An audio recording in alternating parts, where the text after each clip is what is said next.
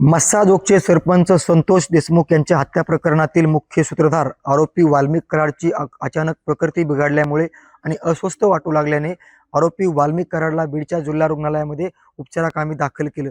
पोलिसांच्या मोठ्या बंदोबस्तामध्ये वाल्मिक कराडला बीडच्या जिल्हा रुग्णालयामध्ये आणण्यात आलं। वाल्मिक कराडची प्रकृती त्याचबरोबर बीपी, शुगर आणि इतर चाचण्या देखील जिल्हा रुग्णालयामध्ये दाखल केल्यानंतर झाल्या। मात्र वाल्मिक कराडच्या पोटदुखीचा त्रास असल्याने नंतर वाल्मिक कराड याला बीडच्या जिल्हा रुग्णालयामध्येच असलेल्या जे की एक्सरे विभाग आहे किंवा सोनोग्राफीचा विभाग आहे, या विभागामध्ये नेण्यात आलं आणि वाल्मिक कराडची सोनोग्राफी झाली। या संपूर्ण प्रक्रियेनंतर बीपी, शुगर हे देखील वाल्मिक कराडचं चेक करण्यात आलं, त्याचबरोबर इतर चाचण्या देखील करण्यात आल्या। मात्र सुरुवातीपासून जर घटनाक्रम सांगायचा झाला तर मुख्य सूत्रधार असलेला वाल्मिक कराड आणि संतोष देशमुख हत्या प्रकरण जे कनेक्शन आहे, मस्साजोगचे सरपंच संतोष देशमुख यांच्या हत्या प्रकरणाला जवळपास 1.5 वर्ष पूर्ण झालेलं आहे। या हत्या प्रकरणाची केस बीडच्या विशेष मकोका न्यायालयामध्ये सुरू आहे। हे संपूर्ण प्रकरण न्यायप्रविष्ट आहे। सुरुवातीला आरोपी वाल्मिक कराड याच्याकडनं दोषमुक्तीचा अर्ज, नंतर जामिनीचा अर्ज दाखल करण्यात आला। दोनही जे दाखल केलेले अर्ज आहेत ते दाखल केलेले अर्ज न्यायालयाकडनं फेटाळण्यात आले आणि त्याच्यानंतर आरोपी वाल्मिक कराडचा जिल्हा कारागृहाबाहेर येणारा जो मार्ग आहे तो बंद झाला।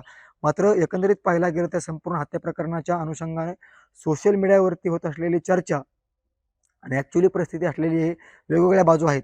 मात्र ज्यावेळेस आरोपी वाल्मिक कराडला बीडच्या जिल्हा रुग्णालयामध्ये आणलं त्यावेळेस पोलिसांचा मोठा गराडा आणि वाल्मिक कराडच्या हातामध्ये असलेले दोरखंड आणि वाढलेली दाढी आणि डोक्यावरचे पांढरे केस बघून संपूर्ण जी बघ्याची गर्दी होती त्याच्यामध्ये एक वेगळी चर्चा निर्माण झालेली आहे।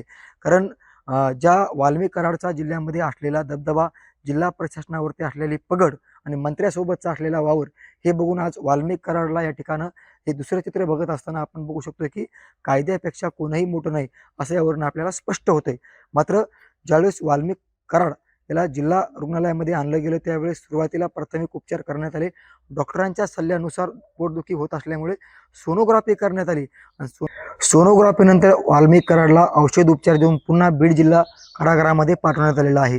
मात्र संपूर्ण घटनाक्रम सांगायचा झाला तर संतोष देशमुख हत्या प्रकरण, आरोपी वाल्मिक कराड आणि त्याचबरोबर इतर आरोपी जो की पहिला आरोपी आहे जे की जयराम चाटे 1 दिवसासाठी जिल्हा कारागृहामधनं बाहेर आलेला होता आणि आज वाल्मिक कराड प्राथमिक उपचारासाठी किंवा प्रकृती बिघडल्यामुळे अस्वस्थ वाटू लागल्यामुळे वाल्मिक कराडला जिल्हा रुग्णालयामध्ये आणण्यात आलेलं होतं।